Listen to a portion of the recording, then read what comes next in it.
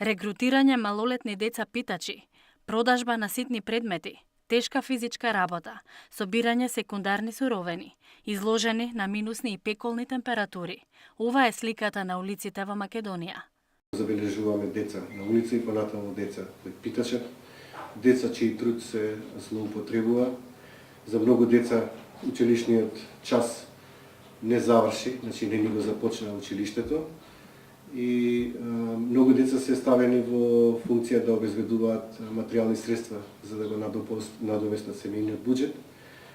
Ова е трансгенерацијски проблем на многу дечиња кои нивните родители или немаат избор или намерно ги стават во функција да мора да заработат средства.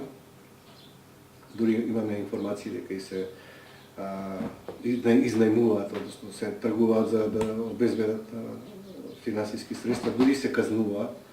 Психолошките последици од детската експлоатација на трудот резултираат со детска проституција. Тие стануваат жртви на криминал и педофилија. Нашите совети до граѓаните да не дават парични средства на децата, а државата да најде начин како овие деца да ги тргне од улица, не на брутален начин, туку да ги инклузира во воспитно образовни систем, затоа што сметаме дека образованието е клучот на овој проблем. Едно дете во училиште, едно дете помалку на улица.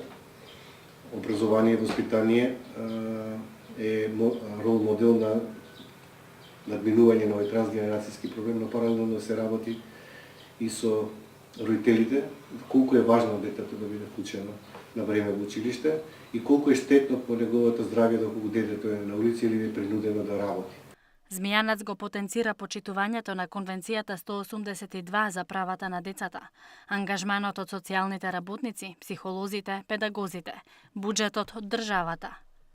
Наша заложба до Министерството за труд и социјална политика е за оваа ранлива категорија на деца да има бенефиции, за да може децата на време да се вклучат уште во најмала возраст во градинка, затоа што градинката не е само место за исхрана и за преспивање, туку воспитание, образование, стекнување на одредени животни вештини, каде што децата ќе може да се инклузираат со останатите дечиња кои имаат можност да ги платат средствата, значи трошокот треба да падне на сметка на државата, а социјално одговорни компании треба да помогнат на овие ранливи категории на деца и семејства во обезбедување на обувки, облека и хигиенски материјали за да може децата да не бидат дискриминирани во градинка по основ на и бојата на кожата и по основ на социјалниот статус.